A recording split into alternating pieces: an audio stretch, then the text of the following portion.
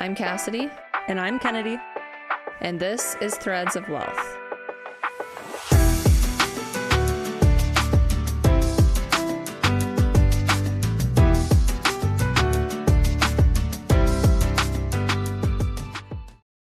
Okay, let's talk about the H2 tab for a minute, because I'm curious how you utilize it. I personally notice the biggest difference when I take it right away in the morning. Mm-hmm.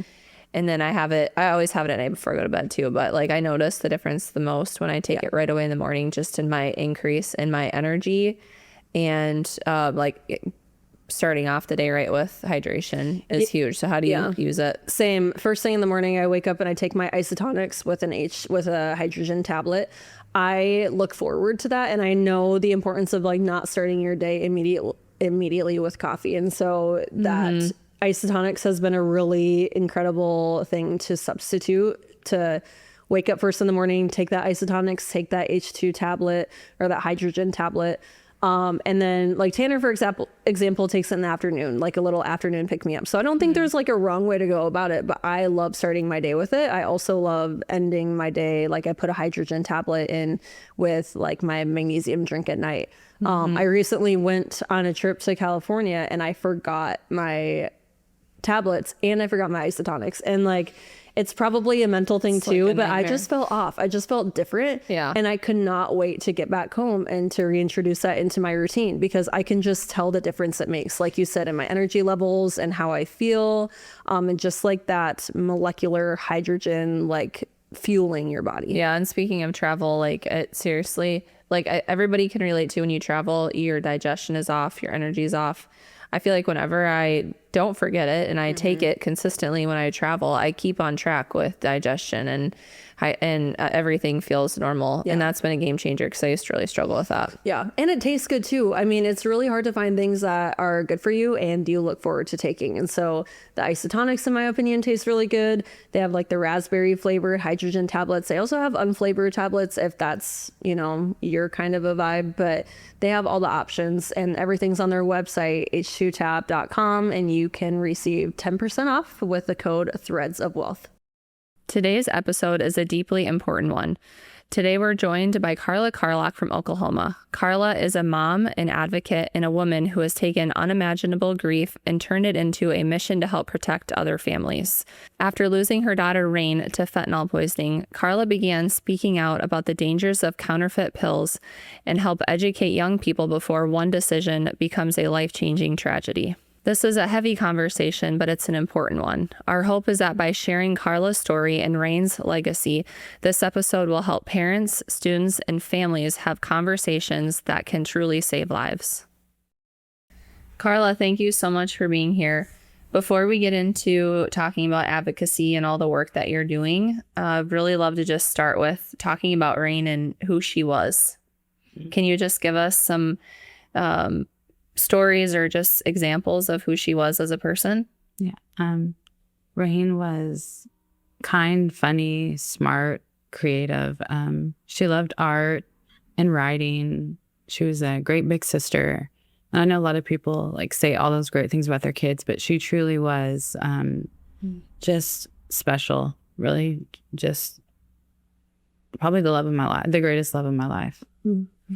So when you think about her, what are some of the your favorite memories that you think about immediately, or just some of your favorite memories to look back on?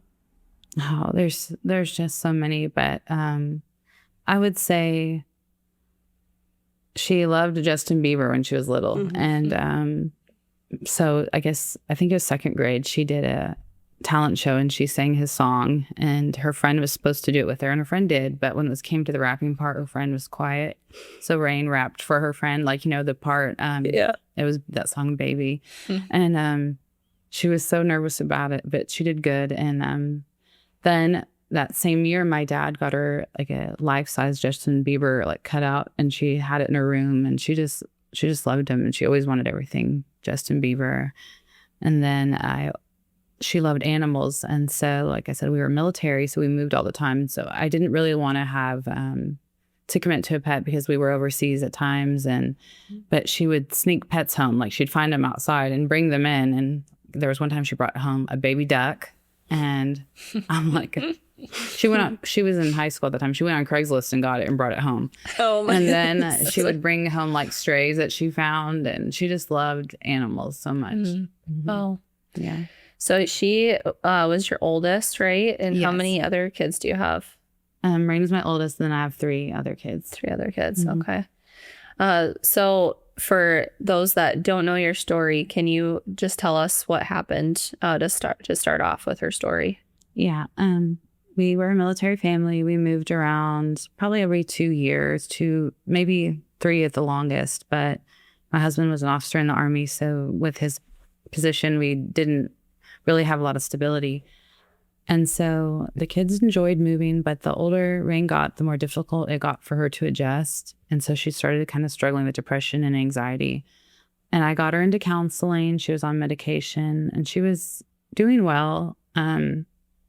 But I guess after high school, she went off to college, and she was a freshman in college, majoring in early childhood education. And I thought she was doing well. She was working, and I was so proud of her. And she did end up buying a dog because she was on her own. She had her own apartment, and she got a sheepadoodle. Her name is Mars. And she called me on a Friday night and said, "Mom, I'm not doing good.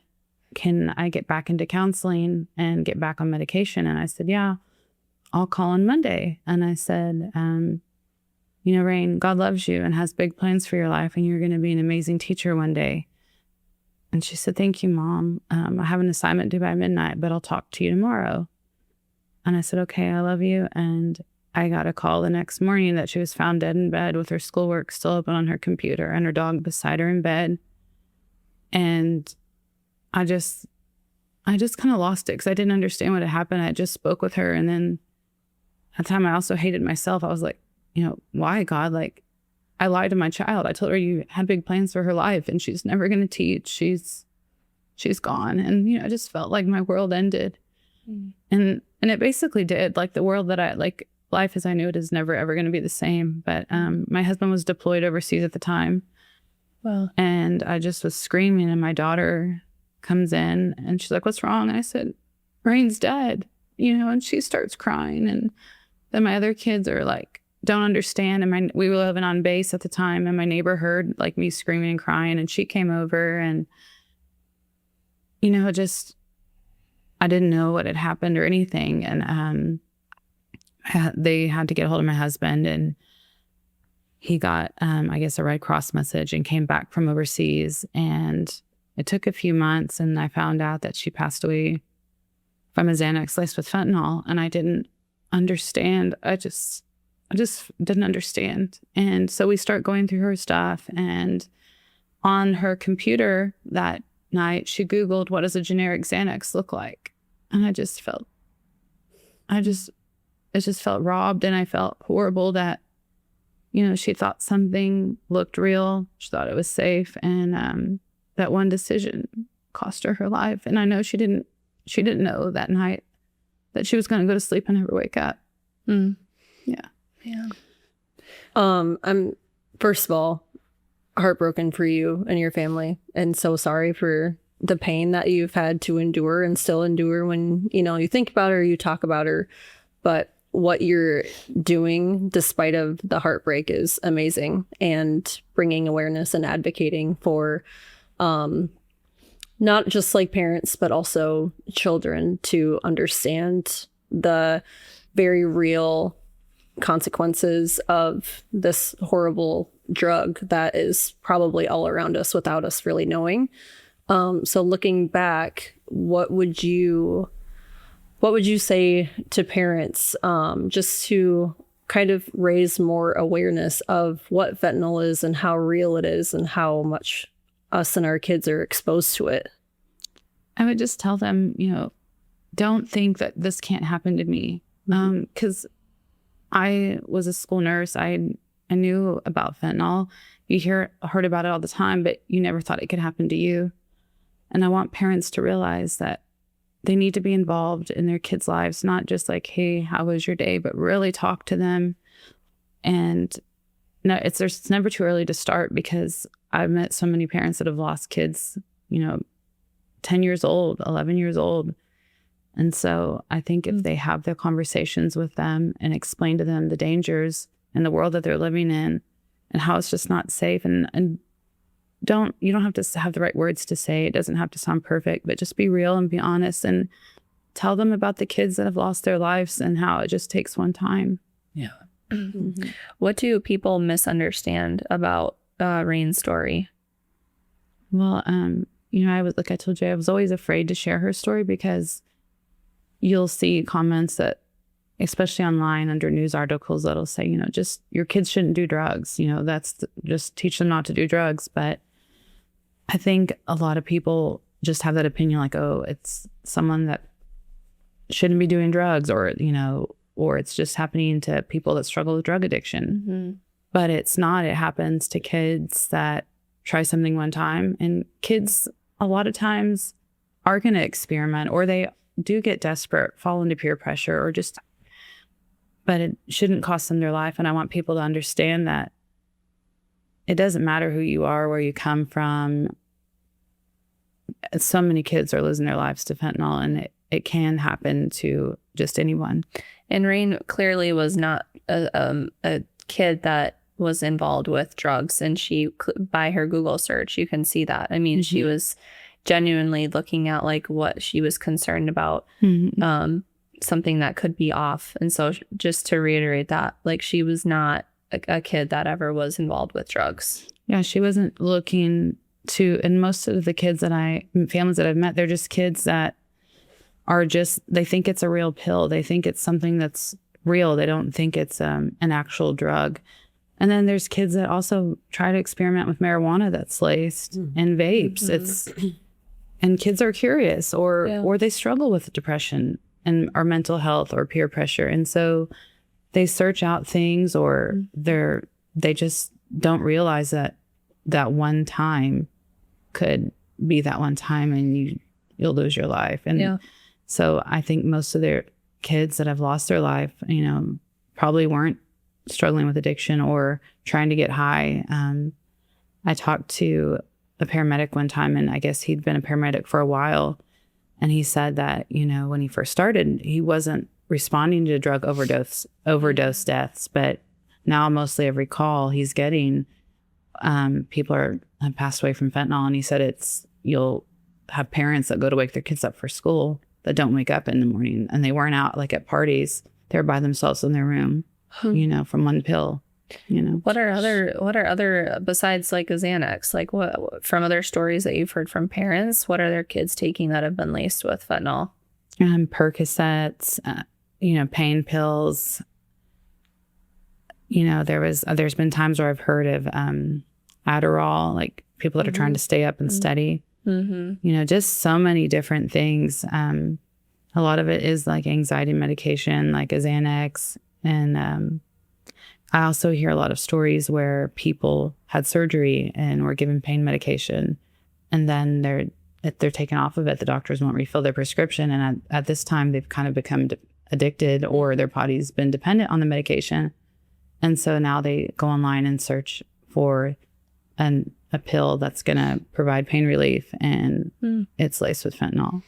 You also mentioned like the marijuana and the vapes, and that I knew about the marijuana, but the vapes was kind of a little bit surprising to me. And I think it's because a lot of people view that as not not in the drug category, and they're just like, they're teenagers or they're adults, and it's just like something to do when there's really real consequences. And you focus very intentionally on the phrasing of the wording fentanyl poisoning. And I think that goes to the point, I want you to speak more on it, but it goes to the point where it's not necessarily people that are involved in drugs. And like similar to Rain, they're good kids. They're good people that had very innocent intentions. And then this horrible thing happened to them. And so when you talk about fentanyl poisoning and your advocacy and raising awareness, why is that wording and phrasing really important to you?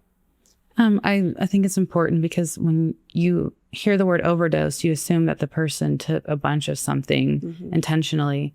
And usually when you pass away from fentanyl poisoning, which is what, like I said, it's a poison they just took something one time, and you wouldn't think one pill or one hit of a vape or even smoking one joint is going to cost you your life. And so that isn't really an overdose. I feel like they were poisoned to death. And the thing that's with fentanyl that's really awful is that if someone does go to try a vape or a pill or, marijuana, if they survive, they're going to probably be addicted.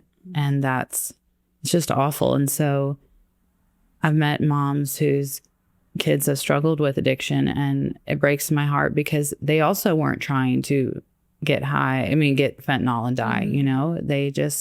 They were struggling with the disease, and my heart breaks for them. And then there's the kids that try it one time, and it's like, there's just so many victims in the whole thing, and it just breaks my heart. What do you wish that students or kids knew about counterfeit pills and how dangerous they can be? I want them to know that it just takes one time, and even if it looks real, it's probably not. Unless it came from your pharmacy or you've got it from a store that you opened up on your own, then, or like say you got it from your mom or your parents, but taking something that wasn't prescribed to you, it's just not worth it. Mm-hmm. Yeah, and you talked a lot about being there for your kids, and it doesn't have to look perfect. You don't have to have the right words. You don't have to know exactly what to say, but just showing up for them is extremely important. So, whether that's talking to other parents or just the time that you've had since Rain passed to reflect and learn all about it, what do you wish parents kind of understood about the pressure that kids are facing, especially in today's world? I want parents to know that a lot of times kids are struggling and they just hold it in. They don't even talk to their parents. And I want them to understand like that even if they seem like they're okay, they could be suffering. And a lot of times people that do struggle with mental health, they're smiling on the outside, but they're really just hurting on the inside. And I think, just like I said, just be there for them and just not just say like, hey, how's your day? But really be involved and kind of find out what's going on, because if they don't reach out to you, then it gets to a point where they're just struggling so much that they could become so desperate at some time that they make one decision that ends their life. Mm-hmm. Yeah. And now more than ever, it seems like kids are dealing with mental health issues more than, even 5-10 years ago. It feels like it's just skyrocketed. Were there any, besides Rain having, she struggled with depression and anxiety, but were there any signs that you saw she was taking pills or anything like that before? I just think that I wish I would have known how sad she was, because maybe I could have tried something earlier. Maybe I wish I wasn't so busy with life that I didn't see how much she was hurting. The last time I saw her was Easter Sunday. We went to church together that day, and I got her an Easter basket, because I always give my kids Easter baskets. And even though she was 19, I got her an Easter basket, and I got her a dog an Easter basket. But the things I didn't know that was going to be the last Easter basket I'd ever give her. And so I think like during that time I had with her, I remember we were all just super busy, but I wish I would have like really held her hand and looked in her eyes and asked her really, how are you? Mm-hmm.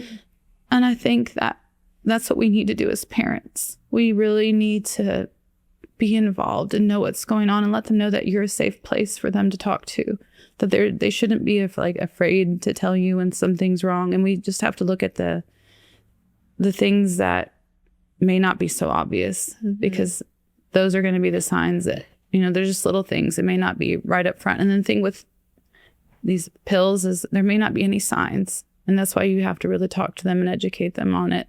Yeah. Well, you're a great mom, Karla, and I think it's really easy for us to even see that Shireen had a great life. And kids, even when they struggle, I think with things like this, depression, anxiety, they can, that can happen to any kid. And even if they have wonderful parents and they come from a wonderful family, that these things can still happen. And what you're doing now to help so many other families is really incredible. Can you speak a little bit about that? How did this grief that you found yourself in, how did that turn into advocacy? Well, when I found out Rain had passed away from fentanyl poisoning, I started researching just everything I could, and I watched documentaries. And there's it's called Texas Pictures documentaries, and they have tons of stories. And so I watched every single one of them just to kind of find out who this was affecting, how it happened. And then I kind of got involved in groups online, and I just saw that just the huge amount of families that were in my position. And so it's like almost like the amount of people that had passed away was it felt like it was a plane crash a day. And I'm like, why is nobody doing anything? Because there should be a COVID-like response with this. And I met parents in my local community that have lost their children. And so we talked and we started getting involved with legislation locally. And there was a dad there that lost his son a week before he was supposed to receive his master's degree. And so he walked the stage and received it on his son's behalf. And he kind of had been trying to get legislation going. So I started working with him. We met with senators and state representatives, and we're just trying to push for education because we knew that was really important. And there was a law in Texas called Tucker's Law, and I met his mom, and she was just amazing woman. And I saw what she was doing, and I thought, okay, we really need to get this in Oklahoma. And so the senator and the other dad was like, why don't we just call it Rain's Law? She wanted to be a teacher. And I'm like, I just started crying because I'm like, maybe I didn't lie to her. Maybe she will be a great teacher, just in a different way. And so we started doing that, and it passed in the Senate Ed Committee, and it passed in the House. Then it passed in the Senate, and then the governor signed it into law on February 26th of 26. And just a month ago. Yeah. So it's called Rain's Law, and now it's going to be requiring fentanyl education in grades 6 through 12 in every school. And it also touches on mental health and suicide awareness and prevention. And so kids will be learning about the dangers of fentanyl now. Do you know how many states that something similar to this is, in law? I know you said Texas and now Oklahoma too, which is amazing. Is this a very rare thing, something that is basically just kind of like you're spearheading and taking off? Because I think that is so important, because even you think about young children in middle school, high school, just because they are, in their family home doesn't mean that they're not exposed to it. And so the earlier the education, I feel like the better. And I'm just, kind of learning about all of this stuff. And you've been now studying it and learning and advocating for it for a long time. So is it something that is kind of just beginning on a national level? Yeah. So there's maybe I think 5 states. I know there's a couple other states that are trying to get something going right now, but definitely not enough. I think education is it's important, like I said, because a lot of kids don't talk to their parents, and sometimes they just don't have anybody at home that is going to talk to them. And even if they do, kids don't always feel comfortable telling their parents what's going on in their life. And I think if they have the education and see, what's really going on. And myself, I've gone to talk to schools on my own before, and there's kids that don't even know what fentanyl is or know about the pills. And I know growing up, if someone said, hey, do you need, if I have a headache, here's a Tylenol. You don't think about it. Yeah. You just automatically take something. Yeah. And absolutely. It's just not, you can't do that anymore. Yeah. Wow. So how has this journey been for you emotionally and practically? I can't imagine that it's easy at all to continue to talk about the story, and maybe it does help you. I don't know, but how has this journey really been for you on a personal and practical level? It's been, it's hard. It's beyond hard. I wish more than anything I wasn't on it. I wish I could have my daughter back and everything would be okay. But she's not here, and I feel like she would want me to share her story because that's who she was. She was so loving. And so I use that to help myself keep going. And then I look at my kids now, and they lost their sister. I don't want them to lose their mom. And they're just growing up in a hard world. Our kids are. And I want to do what I can and use, what happened in my life and what happened to Rain to give someone else a chance to live. Yeah. And it's hard. It's so hard. For parents that are listening, can you give some tips and just share what's a good way to start this conversation with your kids that feels honest but effective at the same time? I think just being real with them and not waiting till it's too late to start talking to them, and kind of finding out like what's going on. And online, social media is a huge issue. And I think if they need to see what's going on their kids' phones, their tablets, and just kind of ask questions, but not in a way that makes them feel like they can't come to you. They need to feel like you're a safe space and that you are there for them. So I think if you just are honest and remind them how much you love them and how important they are, I think that's what they should do. So when you're talking to your kids now about it, like, are you saying, like, don't take any pills unless you talk to me first? Or are you showing them, like, this is what it would look like if it doesn't look, if it's laced with anything? Like, how, or are you just, again, saying, like, flat out, just don't take anything? Well, my daughter, she went to school because after Rain passed away, we moved to be closer to my dad, who retired from the military. And because we were stationed at San Antonio, Texas at the time. So we moved to be closer to my dad in Oklahoma. And Rain was going to college in Oklahoma. So I just felt like we needed to be there. But her first or second week of school there, she was a sophomore. And she said, "Mom, I was in class and kids were passing around what they said were Percocets. And they asked me if I wanted one." And I just was like, oh my gosh. I said, "Did you tell them about your sister?" She's like, "No." I just said, "No, I don't want anything."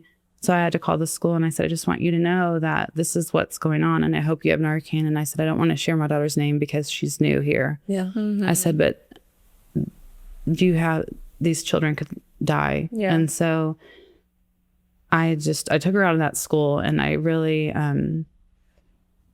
because I was just full of fear, and it's still scary, but I tell them, because even if it looks like the real thing, it's not. I just tell them, don't ever take anything from anyone. I think that's really what you have to say, because it doesn't matter what it looks like. You just really just have to be honest with them and say, like, one time, that's all it takes. And it doesn't matter if it looks real. Like the detective told me, they seize medical grade pill presses every day. So you won't know what's real and what's fake. Yeah.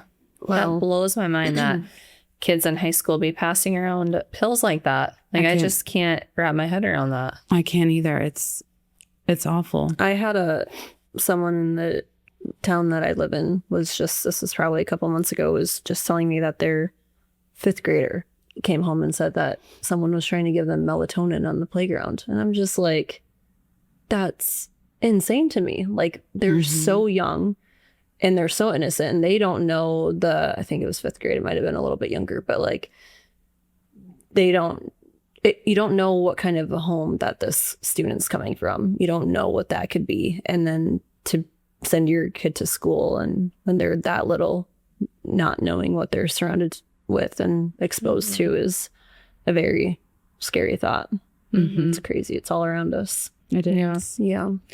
In what ways now, as you've gone on this advocacy route, how do you see Rain's life affecting others now?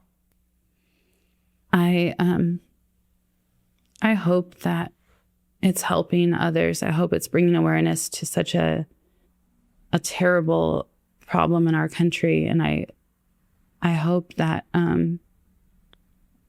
that even if just one life is saved, then I think it's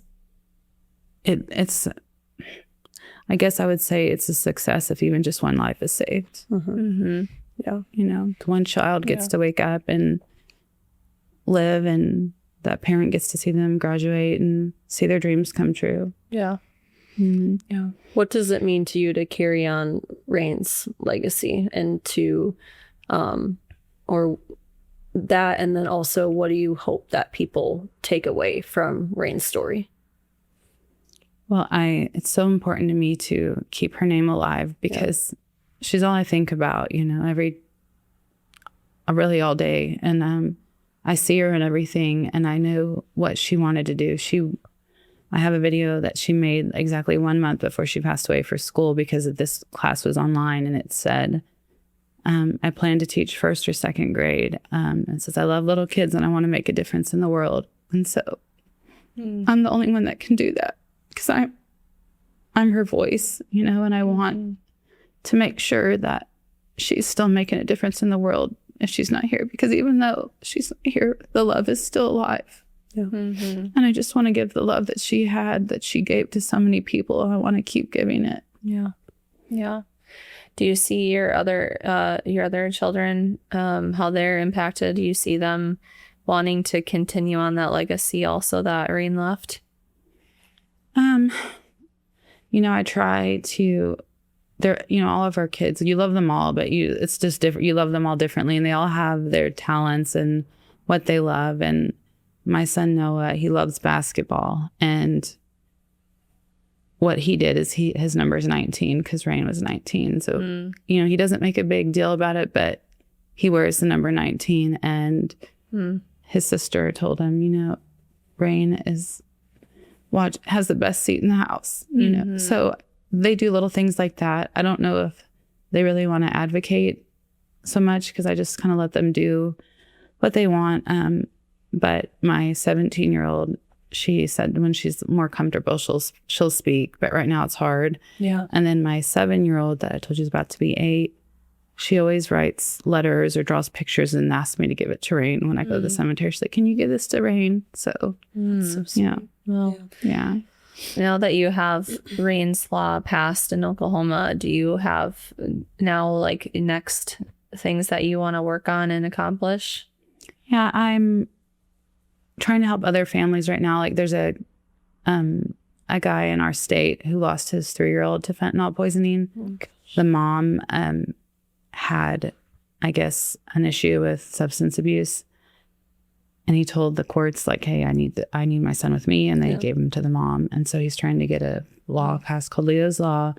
And that would require just testing for drugs and specifically fentanyl before they just determine who gets custody of the child. And he's working on that. So I've been kind of trying to be there and support him on that, and just really trying to help other families that are in the same position. I want to get laws passed in other states because I think education is what's really going to help save kids. Yeah.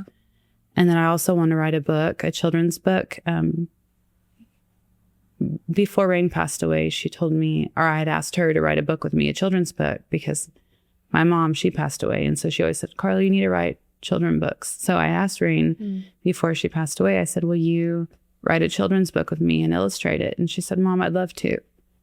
And so we never got that chance. So now I really want to write a children's book and illustrate it and kind of make it something that elementary age kids could understand and bring awareness to them about fentanyl, since it's not really going to be in the schools. But if I do a book, and I want to have a picture Rain drew for me when she was 8, and I want that to be the cover.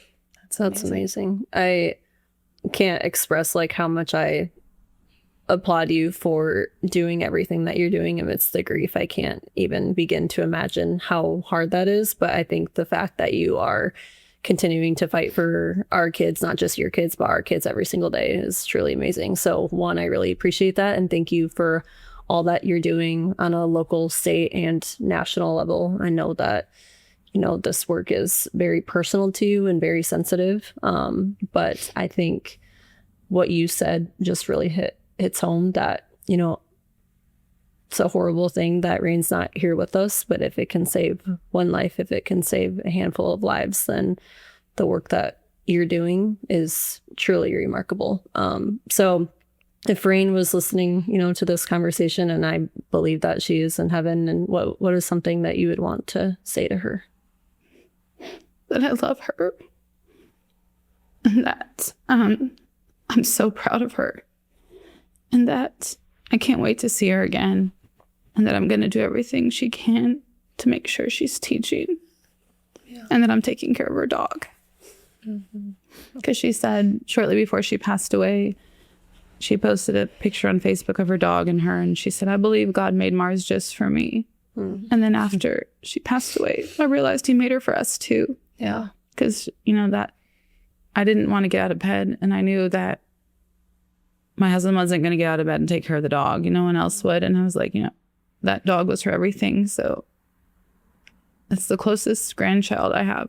Yeah. So I got out of bed and I took care of her dog, and on her collar it says Rain's baby forever and always.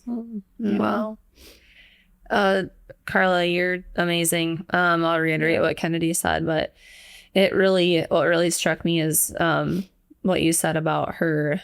She's going to school to be a teacher, and what you said to her the day before she passed I believe you're going to be a great teacher someday. And she is. Like, she's, especially now with Rain's Law passed, like, she is truly going to be teaching kids, and it wouldn't be possible without you and what you've done. And so we just applaud you for sharing the story. And I mean, I can't imagine, me going through that situation, talking about it and sharing the story. And so we just thank you for being here, and thank you for sharing your story, and we're in your corner. Yeah. Thanks for trusting us with your personal and this hard information and story. So we will, like Cass said, always be in your corner. Yeah. Thank you. I appreciate it. Thank you for having me, and just, being willing to hear her story. Yeah. Yeah. And share it. Thanks, Karla. Thanks. Thank you so much for tuning in to today's episode. We hope that you learned and are able to take away a lot from Karla's story about Rain. I know Rain's story will live on with us forever, and that we will continue to fight to continue her legacy. If you're interested in learning more about how you can help or finding resources, we will have those in the show notes, along with Karla's social media, that you are able to learn more about what she's doing on a state, local, or national level, or just learn more about what we can be doing to talk to our kids about the dangers of fentanyl poisoning. Be sure to follow us on Instagram at Threads of Wellth. Give us a 5-star review, and we will see you next time.